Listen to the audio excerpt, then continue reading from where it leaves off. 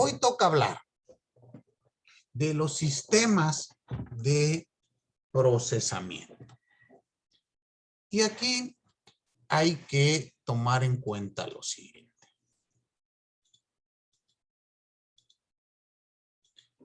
Este tema, sistemas de procesamiento,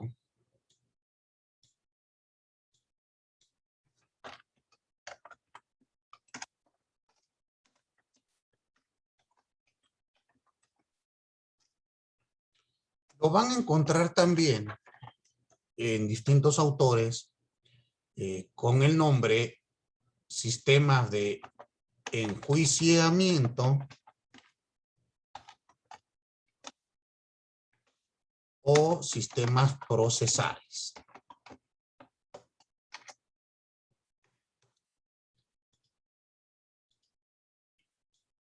Hay que entender que cuando leamos estas figuras se van a referir a lo mismo. ¿Qué es lo que tenemos que ir analizando o ir estableciendo? Bueno, primero que nada, hay que señalar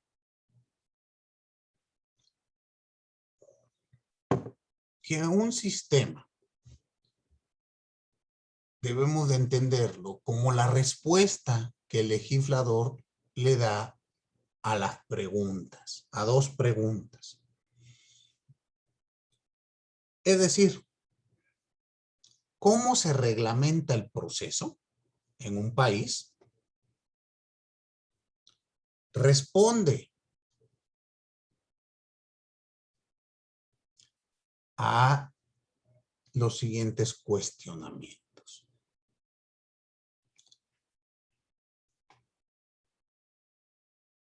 El legislador puede darnos dos respuestas. Les pregunto, ¿ustedes creen que la ley tiene una ideología que expresa el sentir de los autores de la misma? ¿Qué piensan? ¿Qué piensas tú, Gabriel? O sea, yo creo que no es apegado a las emociones de cada uno, o sea, sino es apegado como a la justicia, al orden y pues al bien común. Ok, o sea, ¿tú crees que toda ley es buena, pegada al orden y al bien común? Mm, o sea, pues yo creo que la idea principal sí es esa, yo digo. Sí, sí, sí, bueno, sí. Esa es la idea bonita, pero ya cuando se hace la ley, ¿crees que eso pase? Pues a lo mejor y otra no. Pues habrá que analizarlo. Dígame,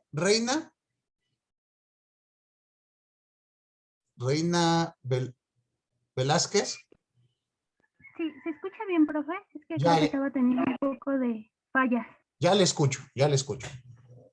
Ah, pues yo creo que más bien esa ideología a la que se refieren también se apega a un contexto social, ¿no? Entonces, dependiendo de la ideología social, es también lo que la ley va a decir. Porque, ejemplo, anteriormente pues decían, ¿no? Como se puede, supongamos, la ley del talión, ¿no? Ojo por ojo. Entonces, podías hacer hasta cierto punto justicia por tu propia mano. Y eso era lo correcto, ¿no? Si lo vemos desde su ideología social que tenían en ese momento. Y si lo vemos ahora, pues yo creo que no es así. Y yo creo que eso es lo que a veces nosotros podemos decir que está mal o bien respecto a la ideología de una ley como tal. Sin embargo, pues depende también del contexto en el que nos estemos desarrollando y en el que se esté desarrollando dicha ley, ¿no? Claro, claro, pero bueno, a mí me parece que las leyes contienen el sentir del legislador en el momento que se emite y responden a algún tipo de, ¿cómo dice usted?, de ideologías sociales. Dime, Jesús, te escucho, Jesús Mejía. Sí, claro, buen día. Vale. con mis compañeros en que sí hay un contexto y que propiamente la ley tiene que ir con esos principios por persona, pero también hay que interpretar el sentido del legislador al crear esta ley. Y por eso aquí también a veces optamos y se dan estos casos de amparo en donde esta propia ley a una pequeña facción de la población les vulnera sus derechos. Al igual modo, también podemos aquí ver que el propio Poder Judicial invalida esta ley al no tener una carga tan positiva en la sociedad. Eso es todo, gracias. No, gracias a usted. Pues dense cuenta ustedes que por regla general, si no es por decir, toda ley lleva inmersa una ideología.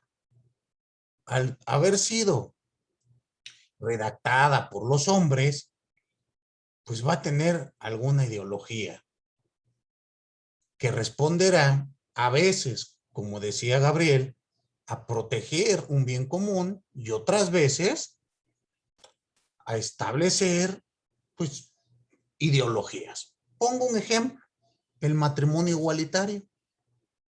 ¿No les parece a ustedes que en los estados donde prohíben el matrimonio igualitario, esa ley responde a una ideología? ¿Y en los estados donde se permite el matrimonio igualitario responde a otro tipo de ideologías? Entonces, lo mismo va a pasar con nuestro sistema de procesamiento. Dependiendo la respuesta que el legislador dé a cómo vamos a redactar nuestro proceso, será el tipo de sistema que tengamos. Y es así que hay dos posibles soluciones. La primera, vamos a reglamentar un proceso que sirva y pueda ser utilizado como una forma de control social y, llegado el caso, como un medio de opresión. Esta es una primera respuesta. Hay que hacer un sistema de procesamiento para controlar lo que haga la sociedad.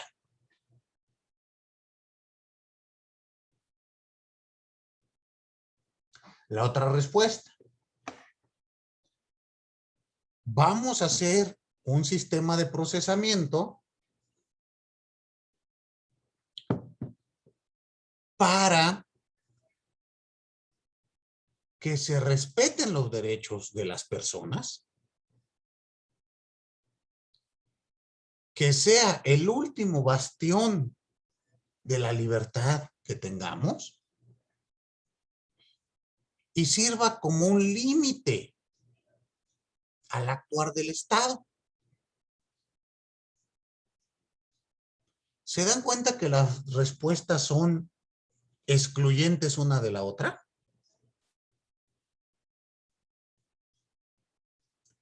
Dependiendo la respuesta que encontremos en nuestros códigos, será el tipo de sistema de procesamiento que vamos a tener. ¿Qué es lo que ha ocurrido? Que la doctrina ha señalado que existen los siguientes sistemas. Miren. El primer sistema es el sistema inquisitivo.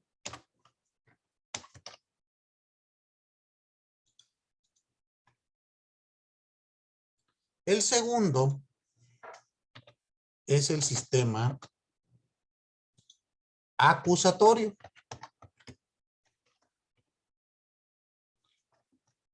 También llamado dispositivo.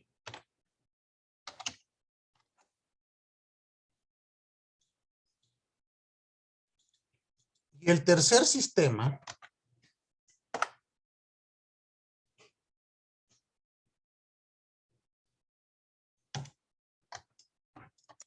es el llamado sistema mixto. vamos a ir estudiando estos sistemas.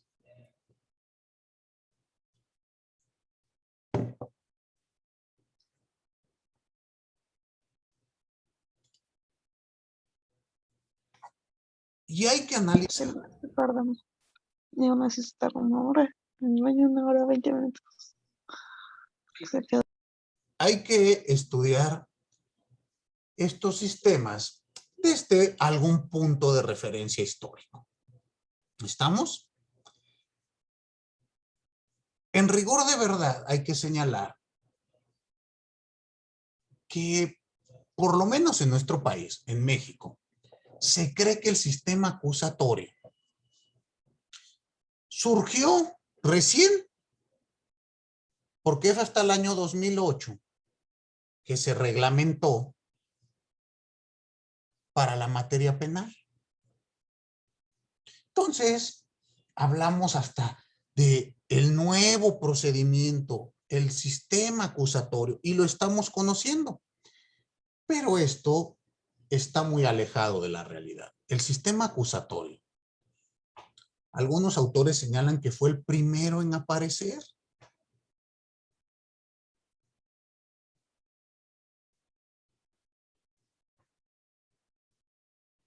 Y tenemos ejemplos de él desde el antiguo derecho ático. Muy bien.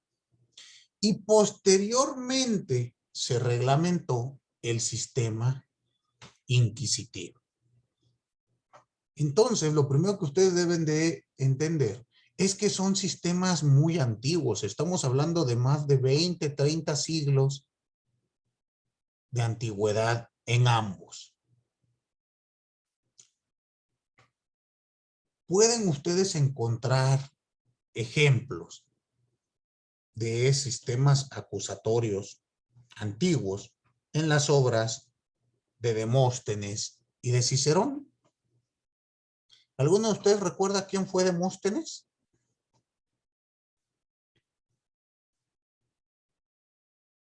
¿No?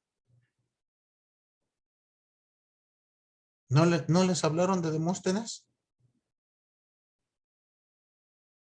Demóstenes fue un gran orador. Propiamente en la Grecia antigua. Dice la leyenda, o el mito mejor dicho, que Demóstenes era tartamudo y que desarrolló el arte de la oratoria hasta que se convirtió en el mejor orador. ¿Alguno de ustedes había escuchado eso? ¿Usted sí, Diego? Sí, profesor. Ok. Bueno, pero el Demóstenes histórico fungió también como abogado. Porque recuerden que en aquella época, pues, el abogado, todos sus argumentos eran orales.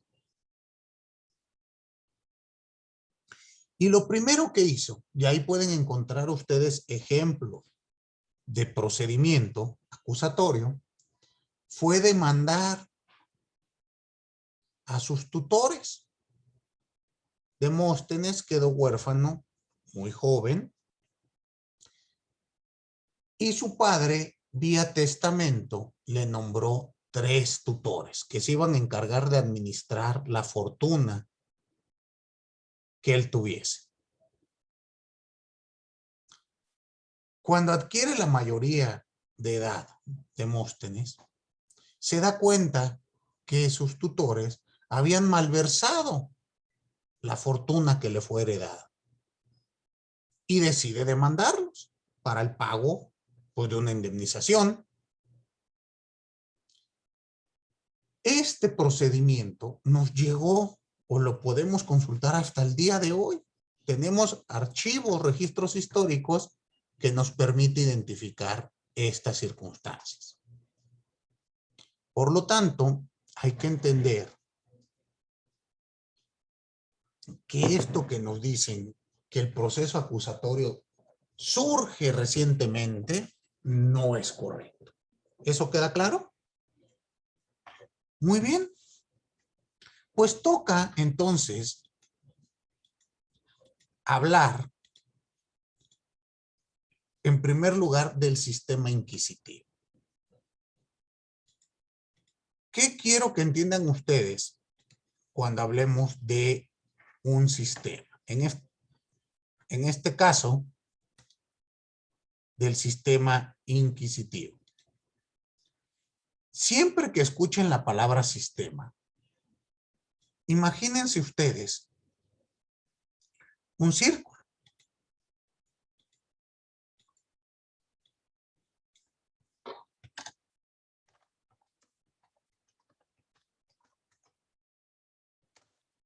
Un sistema es un conjunto de variables que se relacionan entre sí para cumplir un objetivo común. Y así les pregunto a ustedes, ¿su cuerpo es un sistema? Y tiene varios elementos que trabajan entre sí para cumplir una función. Bueno, pues veamos qué ocurre con un sistema de procesamiento inquisitivo. Va a tener varias partes que trabajan en común para, en este caso, emitir una sentencia. Muy bien.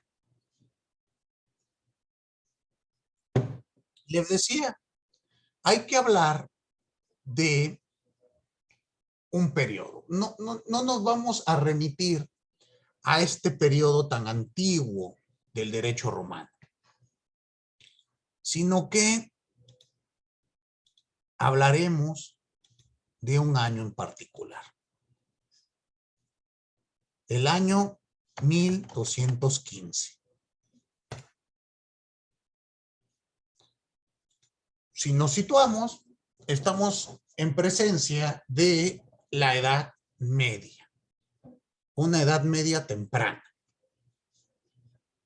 conocida como Edad Media o el periodo del oscurantismo. ¿Sí recuerdan ustedes sus clases de historia? Muy bien. ¿Qué pasó en esta época, en este periodo?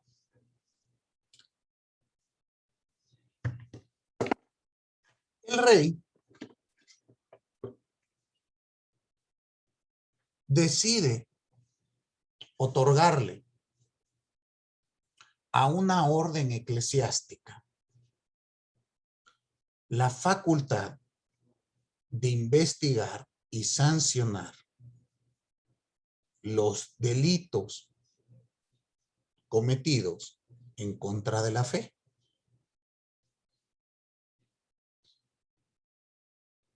Y para ello cambia las características. Los pecados ahora son considerados delitos. ¿Estamos? Pero ¿qué pasa años antes de 1215? La Iglesia Católica le otorga a la orden eclesiástica de los dominicos la facultad de poder salir de los templos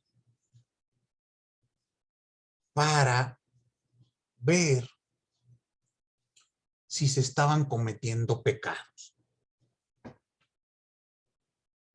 Y si se estaban cometiendo pecados, iba a poder realizar el sacramento de la confesión, imponer una penitencia para que estos pecados pues, sean saldados, sean pagados. ¿Estamos de acuerdo? Entonces piensen que ocurría algo como esto. ¿Ubican ustedes el hábito de los monjes dominicos? ¿Nunca han visto un monje? ¿No? ¿No, Alan? ¿Nunca has visto un monje? Ni en la tele. Y sí ubican que van vestidos de distintos modos, dependiendo su orden, ¿o no? Los dominicos son, o la orden de los dominicos. ¿No le escuché? ¿Se coló un audio? Les acabo de mandar al chat una imagen de un monje dominico. Ábranla, por favor. Vean ustedes que van vestidos de blanco con negro. A estos monjes dominicos se les conoce también como los perros de Dios.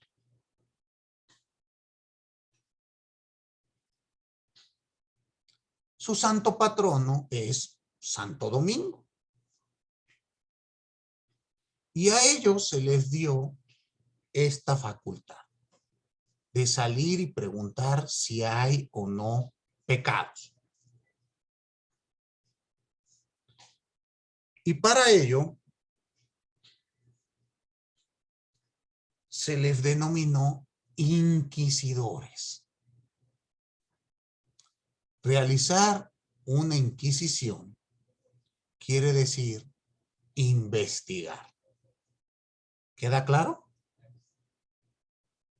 Entonces piensen lo siguiente.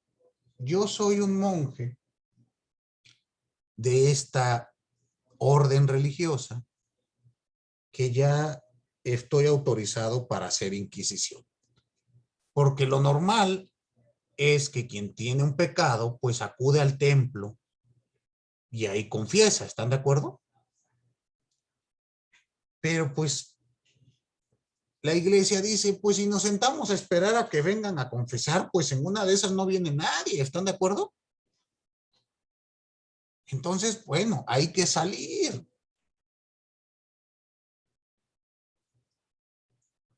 Y entonces el monje estaba en la plaza, estaba en el mercado y escuchaba las pláticas, observaba. Y si detectaba algún acto que considerara él contrario a las normas religiosas, acudía con esa persona. Vamos a poner este ejemplo. María Fernanda, ayúdeme por favor. Piense que yo soy un monje y me acerco y le pregunto. Señorita María Fernanda, ¿usted ha pecado? No. No. Bueno, ¿Cómo? o bueno, quizás. No, le pregunto. Porque mire, yo estaba escuchando y su conversación pues parece que está cayendo usted en el pecado de la soberbia. ¿Pero qué piensa usted? ¿Si ha pecado o no? Pues no. No. Porque escucho eso. Ah, pues porque estoy yo aquí. Viene usted platicando, lo escuchó no solo yo, lo escuchó todo el mercado.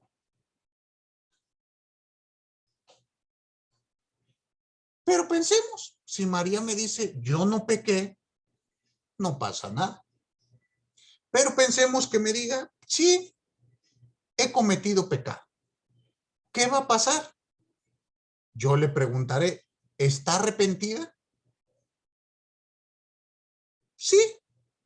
Bueno.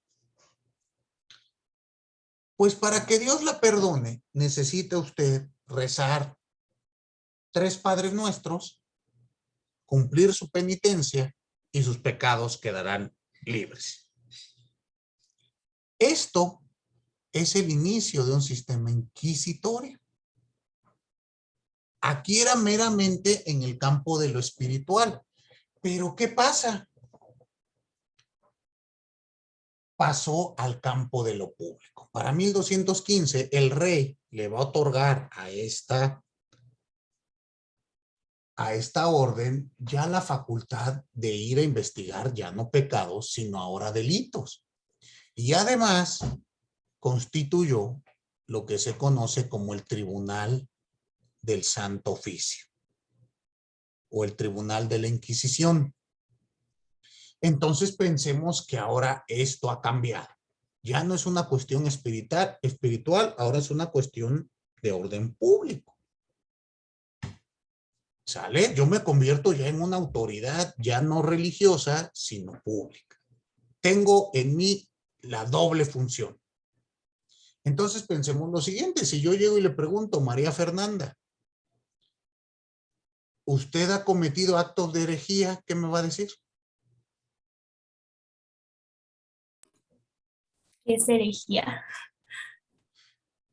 Ah, ya desde ahí, herejía es no creer en Dios. Creo que ya acaba usted de confesar. Pero pensemos, ha cometido este acto, que ya no es un pecado, ahora es un delito. ¿Qué me va a contestar? ¿Sí o no? No. No. Bueno, mire, la voy a detener y la voy a meter en la cárcel, en lo que investigamos. ¿Le parece bien? Bueno, pues aunque no quiera. Y la detenemos. Entonces yo voy y le pregunto a Jonathan, Jonathan, escucha con atención lo que te voy a preguntar. Yo me he enterado que tú presenciaste actos de herejía de María Fernanda. Te voy a preguntar una vez, ¿María Fernanda es hereje o no? En el entendido que si yo sospecho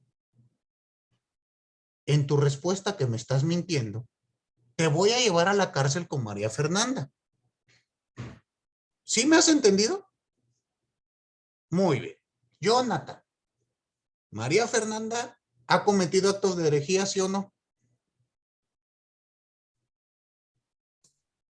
Sí, profe. Sí cometió. Berenice, la misma pregunta. ¿Qué me vas a responder? Fíjense, yo salgo a buscar la prueba para justificar esto que estoy acusando a María Fernanda, porque ninguno vino a decirme nada. Yo solito lo saqué. Y esto es el inicio de un sistema inquisitivo. ¿Se dan cuenta que es un sistema un tanto raro? Miren, ¿cómo lo vamos a definir? Vamos a decir que el sistema de procesamiento inquisitivo es el método de enjuiciamiento unilateral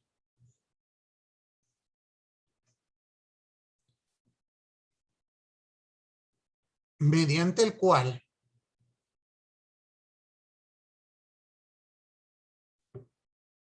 la propia autoridad, actuando como lo haría un pretendiente, se coloca en el papel de investigador, acusador y juzgador.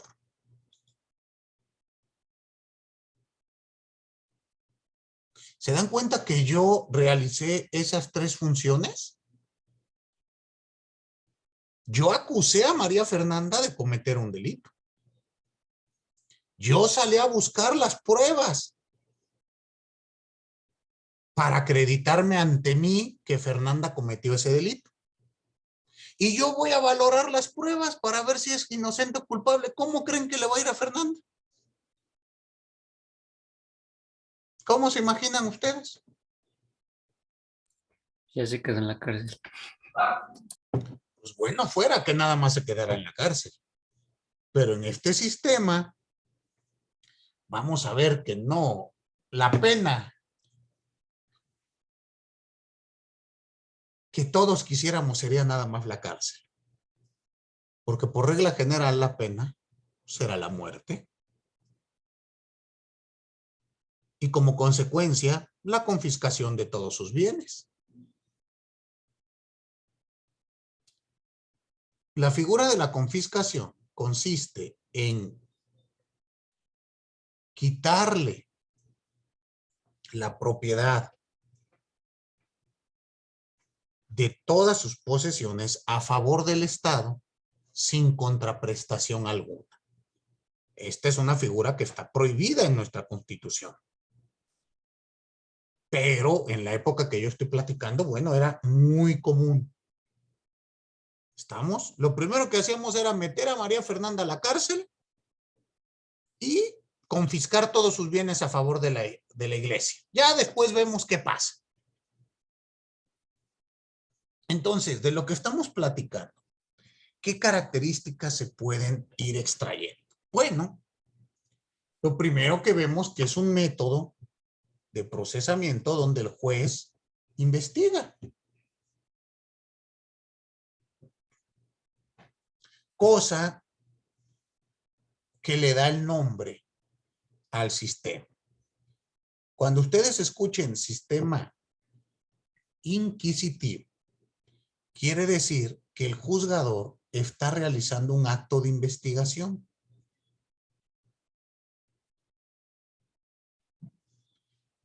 Les pido de favor que no lo confundan con lo oficioso.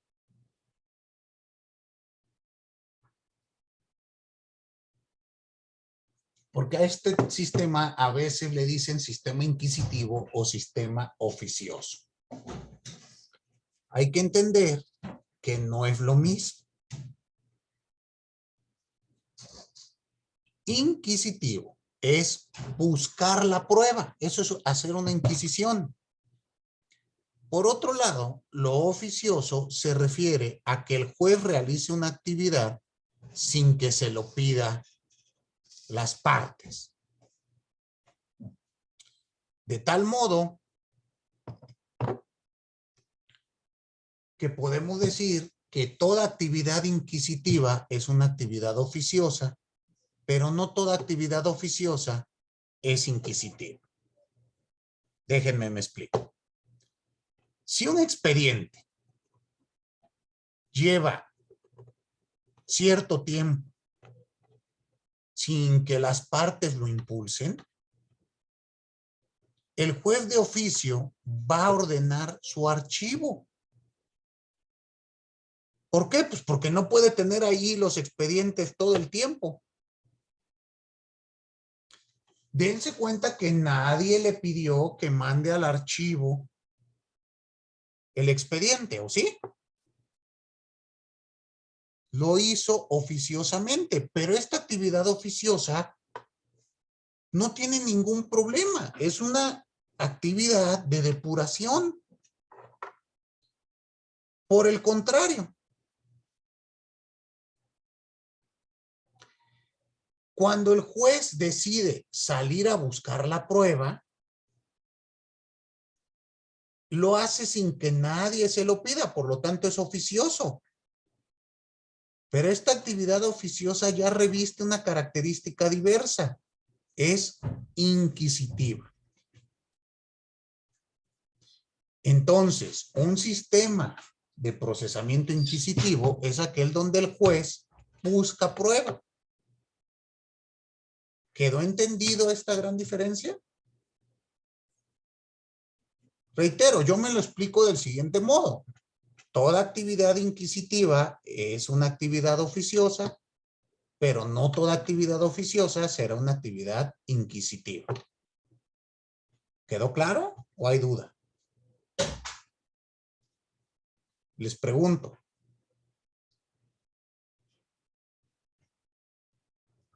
No los veo convencidos. ¿Sí entendieron la diferencia o no? ¿Sí? Muy bien. Veamos lo siguiente.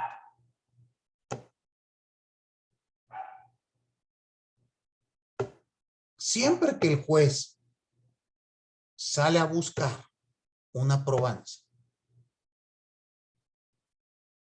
para probar ante él, vamos a estar en presencia de un sistema inquisitivo. Muy bien. En este periodo es cuando surge un adagio antiguo entre abogados que señala que cuando el juez es el que te acusa, necesitas a Dios como abogado para ganar tu caso. ¿Qué querrá decir esta frase? ¿Qué se imagina?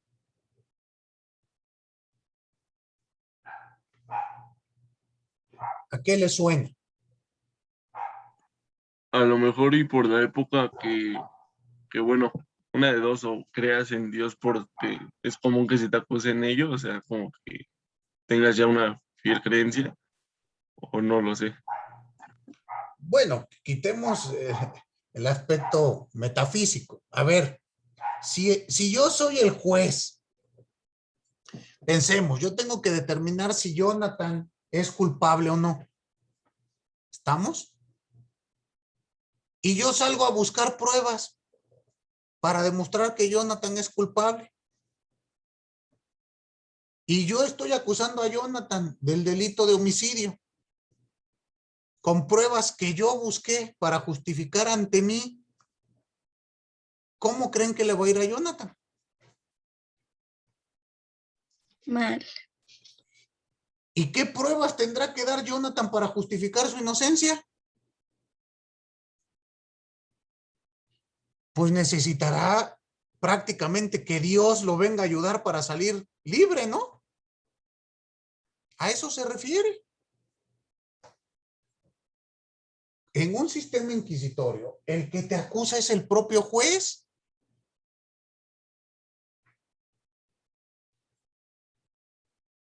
Por lo tanto, era muy común la condena. Dígame, Carolina. Profe, entonces sería como el que, por ejemplo, en este caso Jonathan, pues tendría que tener suerte. Pues suerte, que yo me compadezca de su alma. O sea, un milagro prácticamente. Yo no diría suerte, un milagro. Por eso vamos a ver que en el otro sistema se dividen estas funciones. El órgano que investiga es uno, el órgano que acusa es otro y el órgano que juzga es diverso. Pero cuando todo está en la misma persona, pues la naturaleza nos dice que esto no va a llegar a un buen término. ¿Estamos de acuerdo? ¿Por qué? Porque yo ya me convencí, yo soy el que voy a emitir el fallo, pues ya no importa lo que él diga. Además, ¿a qué le voy a creer más? ¿A las pruebas que yo salí a buscar o a las pruebas que me dé Jonathan? Pues a las mías, ¿no? Entonces vayamos viendo qué características tiene. ¿Ustedes ubican dónde está o dónde estuvo el Tribunal del Santo Oficio en nuestro país, en nuestra ciudad? ¿Ninguno? ¿Nunca han ido al Museo de la Inquisición? Nadie.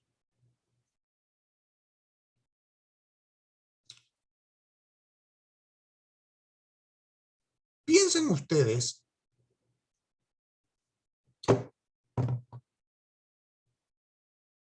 cuál fue o cuál les dije yo que es el patrono de la Orden de los Dominicos.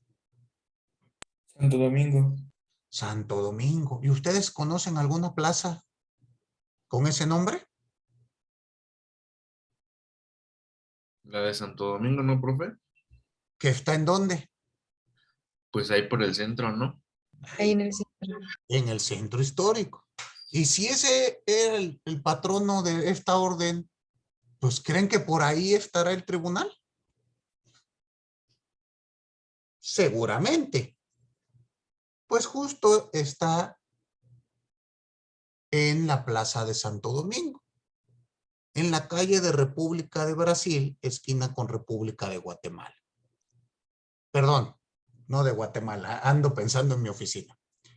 República de Brasil, esquina con República de Venezuela.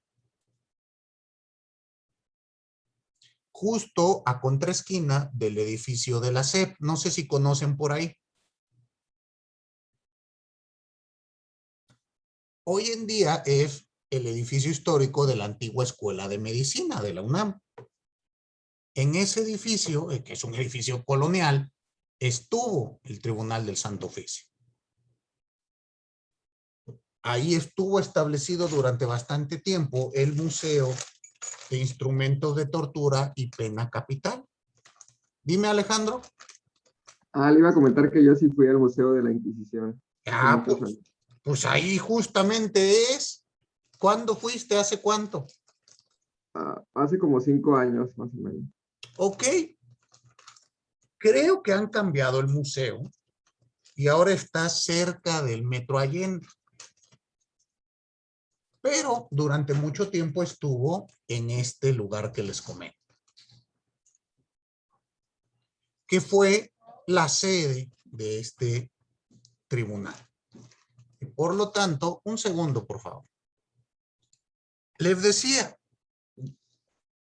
que si tienen oportunidad, vayan a conocer este lugar y a conocer el Museo de la Inquisición. ¿Estamos? Yo tengo entendido que con su credencial de estudiantes es gratis.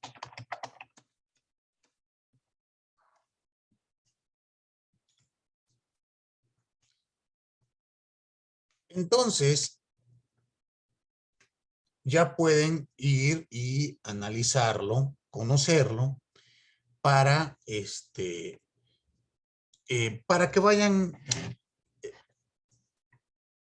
como que tomando en cuenta estas, todo lo que estamos platicando. Miren, yo tengo que el Museo de la Inquisición está en República de Brasil número 33. Es el antiguo Palacio Museo de la Inquisición, lo que es hoy en día el Museo de Medicina, justo en el centro histórico. Me han dicho otros alumnos que hay otro museo ahí saliendo de Metro Allende. No sé yo si ese museo, yo no lo conozco, vamos. El que conozco es el de Brasil. Entonces, ese es el que yo les recomiendo que vayan, vean. No sé si lo cambiaron, no sé qué pasó. Ya ven que a veces pues cambian las exposiciones de sitio. A lo mejor eso puede estar ocurriendo. Dígame, Reina. Sí, profesor. Yo recuerdo que uno es el que usted menciona y el otro es el de tortura de la Santa Inquisición. En ese está como súper chiquito y literal solo son los métodos de tortura que utilizaban, que yo creo que es el que le comentaron sus alumnos. Y bueno, yo fui a ese, al de la tortura, pero está también el que menciona usted. Ah, ok. Bueno, es que yo recuerdo que cuando fui al de la Inquisición, precisamente ves los instrumentos de tortura y pena capital. Y ahí ves a la dama de hierro, al potro, etcétera, etcétera, etcétera. Pues bueno, pues si ya están por allá, conozcan ambos. Están como a 3 cuadras. No habría problema alguno. Reitero, si se puede, con las medidas de salubridad, vayan y conozcan. Para que ustedes ubiquen estas circunstancias. Ahora, ¿dónde pueden encontrar ustedes representaciones audiovisuales de procesos inquisitivos? Yo les recomiendo una película de Netflix que se llama, bueno, una película que está en la plataforma Netflix que se llama Aquelarre. Esta película se refiere a un proceso de la Inquisición española en los siglos que estoy platicando. Y toda la película es con relación al proceso. Ustedes saben que aquelarre quiere decir reunión de brujas, ¿no? Y se trata propiamente del juicio que se le hace a unas señoritas acusadas de practicar la brujería.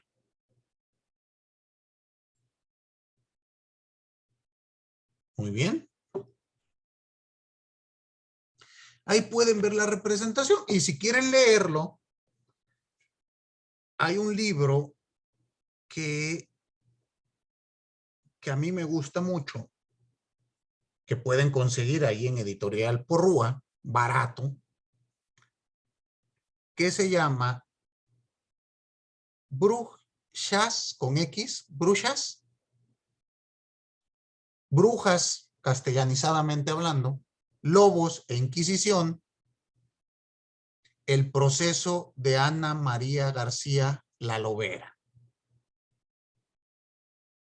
El autor es Juan Luis Rodríguez Vigil Rubio.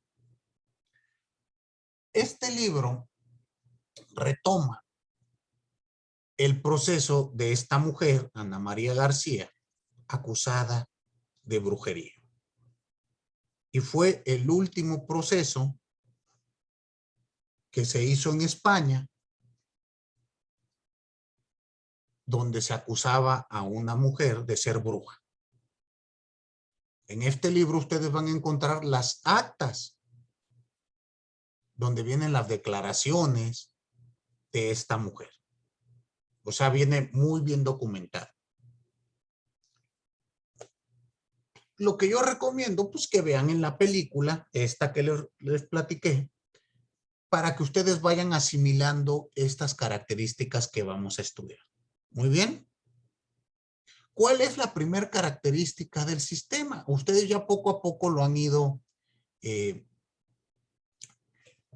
anticipando. En primer lugar, la primera característica que tenemos es que el juez comienza oficiosamente o por denuncia las actuaciones del proceso. Y es el propio juez el que se preocupa por hacer adelantar el juicio mediante el puntual ejercicio del impulso procesal.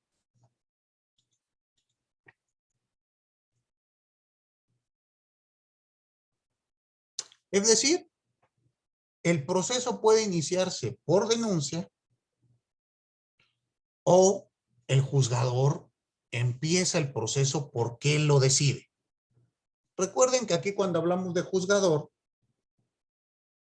es refiriéndonos al inquisidor. En el proceso que me estoy refiriendo no se le llamaba juez, se llamaba inquisidor.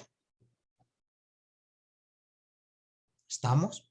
Él es el que se encarga de iniciar los procedimientos o llegaba una denuncia. Cualquiera de las dos, ya que empezaba el procedimiento, era el propio inquisidor el que va a impulsarlo para llegar a la sentencia. Muy bien. De aquí que se hable, como les decía hace un momento, de actividad oficiosa. Pero dense cuenta que no es lo mismo impulsar para llegar a la sentencia que investigar. Cuando el juez investiga es una actividad inquisitiva. Cuando el juez impulsa para llegar a la sentencia será una actividad oficiosa. ¿Queda claro? Siguiente característica. Es el mismo juez el que se encarga de buscar las pruebas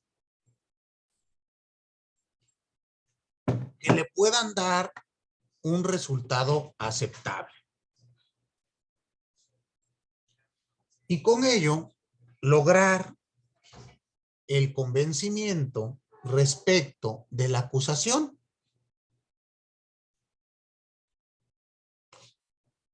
y con ello tener su conciencia tranquila.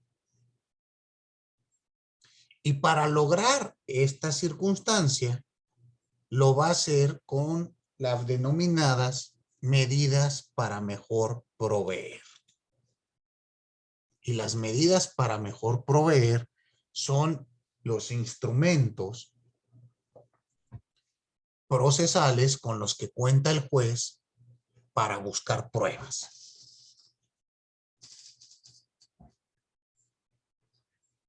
¿Se dan cuenta?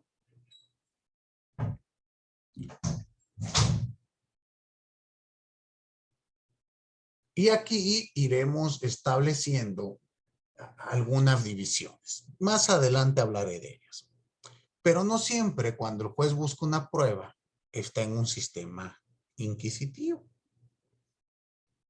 O mejor dicho, no nos perjudica.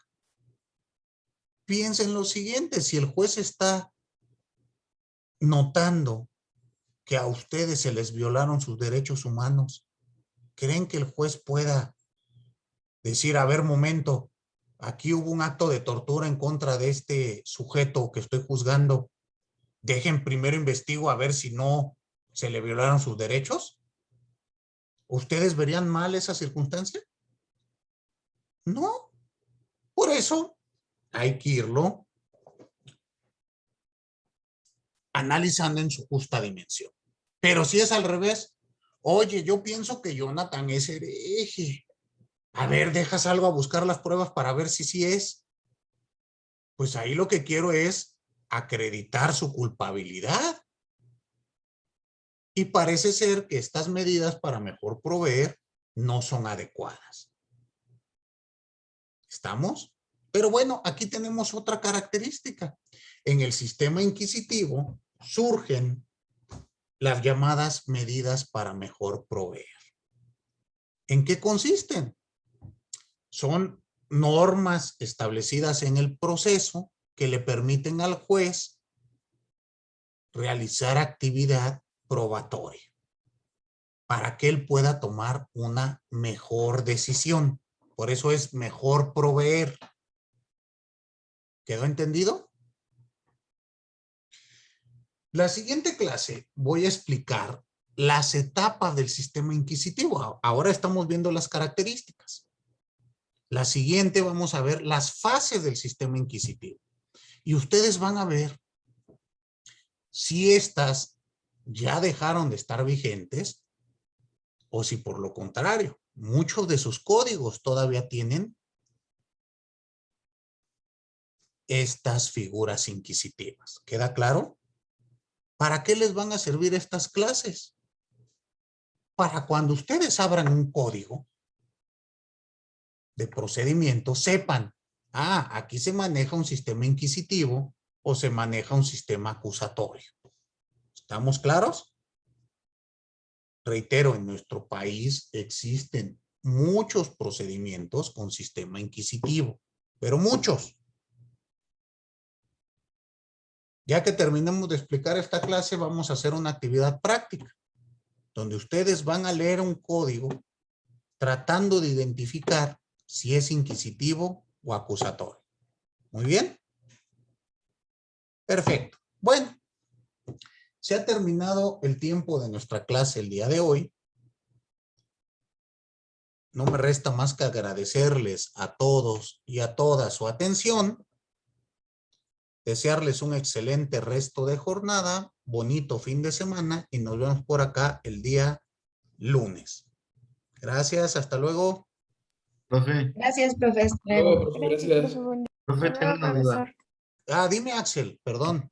Sí, no se preocupe. El reporte de lectura se lo tenemos que... No, es que no nos dio creo que las características del reporte, cuántas cuartillas y todo eso. ¿Es lo que nosotros queramos? No tienen que entregarme nada. El reporte de lectura es para la clase. Yo pensé que se lo teníamos que enviar o algo. No. Nada más para participación en clase. Ok, profe, muchas gracias. No, de nada, para servirle. Hasta luego. Nos vemos.